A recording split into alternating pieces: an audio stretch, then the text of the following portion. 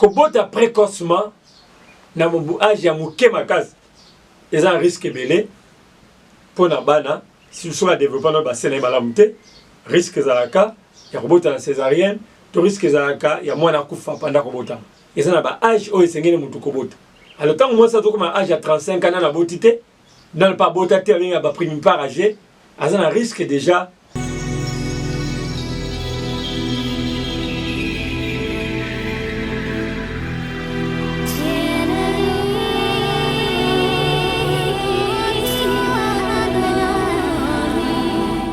Salutations distinguées, chers amis de Kinshasa, de Brazzaville et de partout au monde. Vous qui avez pris l'habitude de nous suivre dans cette chaîne Canal Numérique Télévision, nous vous disons encore une fois de plus bonjour ou bonsoir selon l'heure à laquelle vous nous suivez et nous souhaitons toutes les bonnes choses. Merci pour vos appels qui ne cessent de nous arriver. Merci pour vos suggestions, merci pour vos différents encouragements. En tout cas, nous sommes très contents et pour ce travail. Alors, c'est quand vous me remerciez, faites également la même chose pour Alex Moutanda et pourquoi pas aussi à Gisèle Fouilly, notre sœur directrice de production de cette chaîne. Et merci aussi à vous qui êtes là. Et merci à tous les régisseurs qui travaillent dans cette chaîne. Il faut les dire aussi merci. Et parce que nous avons toute une équipe pour vous servir. Et ce matin, ou ce moment précis, je vais m'adresser aux femmes. Bassi Yazemi. Makanisi, je vous avais dit que dans chaque rubrique, j'ai toujours pensé à la femme. Et il y a toujours quelque chose de particulier que nous proposons à la femme. Il y a eu des questions, docteur, moi ça zemi, alianini, moi ça zemi, alianinité, des choses comme ça. Je crois que c'était important que nous la bongo bassa zemi. Parce que dans notre travail de fonctionnement, nous faisons ce qu'on appelle l'encadrement des femmes des grossesses. Celui qui bassi soit comme la zemi à kendaka la kilo, pour que ba minganga balandela kaye ba pesa kaye ba pesa ba conseil bon na bongo mais heureusement on a basi muso sa ki kilo ne malamu mais tanga bota complication yi parce que muso sa ne kilo malamu tanga bota césarienne malamu moi ça kofi tout moi na kofi tout maman kofi. Ce sont les réalités que nous racontons et moi personnellement j'avais perdu mon ami Mami Kinkenke qui nous a quittés après maternité. Vous comprenez? Donc ce sont des choses qui arrivent dans la vie nabiso pendant que tokana ki angote.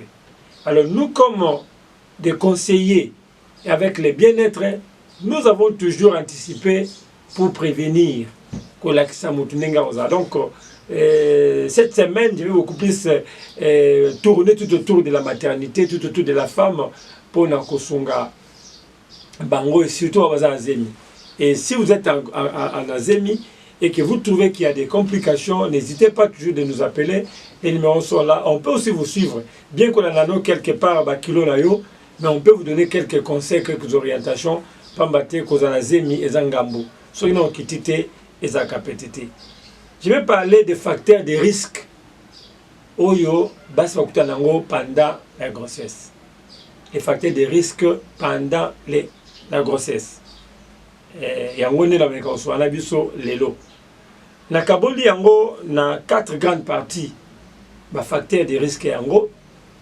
D'abord on a les facteurs de risque liés à la santé, on a les facteurs de risque liés à l'âge, facteurs de risque liés na facteur ya mode de vie na biso et puis facteurs de risque liés na particularité ya grossesse ya moko.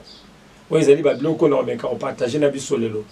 Il y a le bosso par rapport à la santé. Vous devez savoir que tant moi ça comme à Kanazemi, que traverser période où on a mokolo moko tiko koma nabana tiko kobota ezali kama PTT. Ezali kama PTT.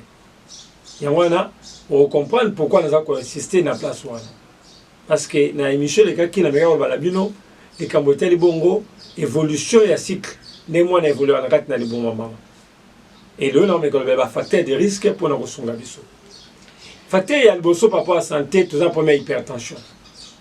Moi so belaka déjà tension. Ah non, la maladie tension ezo la maladie tant aux imité mais aux déjà muta tension. Moi so za tension azali moi si oyo il faut za na bokebi mingi. Tant azana zemi na ye pour na ko éviter ba makambo oyo ko traumatiser pendant kazana zemi ou bien ko contrôler beaucoup plus l'alimentation na ye pour que lobi nango azana problème té tant ko mana ko mota. Vous comprenez? Alors, il y a basi mingi waza attention, bamusu akufa, bamususu basa ba fausse couche, bamusu bana bakufa libumu à cause de l'attention maman. Donc vous qui avez déjà des problèmes d'attention, tant aux autres zemi, il faut que ça la attention parce que ça facteur moko, il y a risque ou compliqué ka santé à maman, pe santé à mwana, auto bengi hypertension artérielle. Et mi balé allé au un syndrome des ovaires polykystiques. SOPK. Et allé bongo biloko e komaka na baka muso pexera moi ça zemi. Mais ce peut-être élevé que moi ça zemi ba ovaire wana nouveau ba kyste et komaka pe na difficulté ya ko empêcher moi na ko la malamu. Non seulement tension ko empêcher moi na ko malamu soit zemi bima. Soit moi na kufa libumu mais ba ovaire OEP na kyste ovarien pardon et ça rappelle na moko ya babiloko yo et compliquera pe évolution ya mwana na katna libumu bien que ça na niveau utériste mais et pertibaka tableau ya fonctionnement ya maternité ya maman to na diabète o ezali pe moko ya ba problème o ba to be la diabète déjà bazana risque mingi. Il y a qu'on perd de moi, soit il y a la fausse couche, soit il y a des complications. Il y a la précaution, il faut toujours prise en compte. Quand vous êtes diabétique, quand vous avez un kilo, c'est pourquoi nous avons dit que toujours ça moins fort, encadrement à zemi. Qu'est-ce qu'il faut manger, qu'est-ce qu'il ne faut pas manger. Et ça, c'est peu que tu négliges. Et nous avons commencé à prendre en charge les orientations des femmes grosses. Tout ce qui a diabète, tout ça peut être myome, ou tout bien un fibrome. Et un peu chaque mois, ça doit être selon position, mais ça peut aussi arriver que moi, ça doit être parce que c'est mes côtés à niveau trompe et à quoi évoluer à niveau utérus. Maintenant, niveau utérus, soit ceux qui déjà ont myome, ils allaient belé couler la kati et qu'on empêcher ça de nidation salama ou bien simplement développement à moi de salama. Il y a ils allaient moins comme un facteur peu oyo, ils allaient compliquer évolution moi na la fausse couche des amingi avoir tous les amingi à cause de l'oko tout ça va maladie à barin baso ba bela barin baza déjà problème non seulement à cause de zemi mais aussi problème sur zemi côté il y a développement moi na ko la malade yangwana soko bela barin il faut qu'on a un suivi permanent et direct na munga ba maladie auto-immune ba maladie oyo ba système immunitaire nabiso et attaquaka organe nabiso. Il y a des femmes qui ont connu des problèmes sérieux, et on m'a dit auto-immune, oyo système immunitaire on a protéger les autres nabiso. Ils ont protégé l'organisme nabiso. Mais comme à air moko système immunitaire, on m'a dit qu'on attaquer 40 autres nabiso en moko. On va dire vous allez belé, c'est pas les sujets à côté de l'eau. Mais si au moins déjà l'hôpital vous a déjà parlé des problèmes auto-immunes, il va que vous avez un risque anticorps et détruire moi parce que comme on est le là élément étranger dans 4 autres. Tout ça le problème il y a obésité. Bato azana kokola kozwa zemi azadia munene abandi ko yasu munene koleka obésité ça a problème makasi na problème ya mwana. Souvent, on a un problème de robota, comme on a des difficultés à robota normalement, et c'est une césarienne, c'est une complication belée. Il y a même ceux-là qui ont perdu leurs enfants pendant l'accouchement. Donc, obésité, ils ont rappelé facteur moko décourageant pour na makamotele bongo kobota. Tout ça na sida, où ils ont dit moko pia ba maladie, ou yo ba infection makasi auto ebiango et atakaka tableau ba maman et moi soit na zemi et kazana sida. Il y a un risque de la maladie, ceux qui suivent les athées, ou bien yemora c'est compliqué ma casse. Donc ce que vous avez maladie oyo madame vous a suivi pour éviter les complications et azemi. Et puis à souka bato besoin traitement infertilité. Bato besoin bakisi mingi pona kozwa zemi. Bato wana bazapena ba complications belé pendant période azemi na bango. Tellement zemi de quoi na pasi ameli bakisi kili pour kozwa zemi et zemi payé mais développement mwana wana avec beaucoup de produits azoki na nzoto et cause appel facteur ya ko empêcher développement ya mwana to ko komisa nzoto très toxique. Yangwana senga toujours une intervention beaucoup plus du point de vue nutritionnel pour na kokene bon kosunga. Et na tuna kabasi azemi mingi. Nani azamosa azemi azana conseiller nutrition. Nani azamosa azemi azana conseiller nutrition sunga pour na mamolia. Ko se contenter na malongi na benga bongo, on va pesa na kilote. Parce qu'il y a aussi beaucoup de lacunes et puis beaucoup de manques. Dans l'exemple ça baningate, mais au moins il faut qu'il y ait un nutritionniste à côté de ces femmes-là. On va passer un conseil, c'est plus mieux, c'est plus important.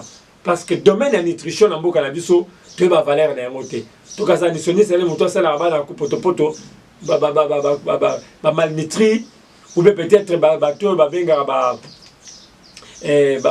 prématuré, nutritionniste, c'est dans tous les domaines de votre vie. Zemi, avant zemi, quand on a zemi, quand on boti, tout ça, Moussa nutritionniste c'est allé wana. Vous comprenez? Donc, les gens Moussa wana. Deuxième facteur, de deuxième catégorie, les allés bongo, aux alliés na âge. Kobota précocement, na mon âge ya mouké ma case, ils ont un risque belé pour na bana, si vous soyez développé dans le bassin de malamouté, risque zalaka, ya kobota na césarienne. Le risque zalaka, il y a moins de coups pendant qu'on vote. Et ça va facteur, il faut retenir compte. Âge, maternité retardée, c'est-à-dire au-delà de 35 ans. On ça comme il a 35 ans, on a dit que 35, 36, 37, parce que l'âge normal à Kobota, ils ont dit 35 ans. Après 35 ans, ils ont recommandé, moi ça va être le Karabana. Il y a un âge où ils sont venus à Kobota.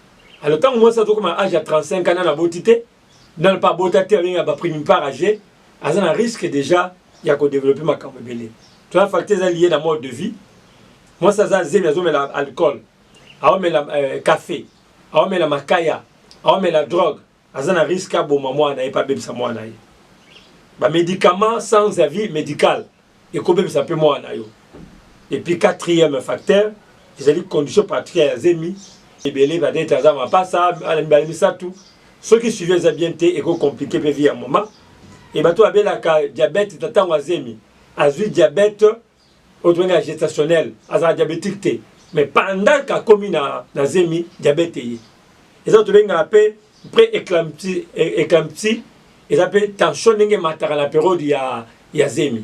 Donc tous ces facteurs et comme aka pour na comme la biso ba maman na tango bazé. Alors on est aquí ba facteur na pèse de manière générale pour na pèse biso idée il y a travail oyo les autres ngabino ozala ekenge yom tozala zemi ça l'a suivi malamu pour na ko éviter mwana na beba pour na ko éviter yomoko za problème pour motana kimia. On est aquí ba facteur de risque nga ko présenter lelo. Alors déjà ce ko yoki déjà makambo yo yom tozala zemi bana ko se comporter sagement dignement, vous avez un rendez-vous régulièrement, respectez la date de rendez-vous, respectez la date de kilo pour que au bota na ba condition coquille. Mais que boss sanate, un nutritionniste à tes côtés et vous avez un bon réconfort. Merci pour la soukiwana. Nous nous retrouvons prochainement pour un nouveau numéro pour vous permettre de bien le sous pour apprendre davantage dans le camotel bonne grossesse. Au revoir.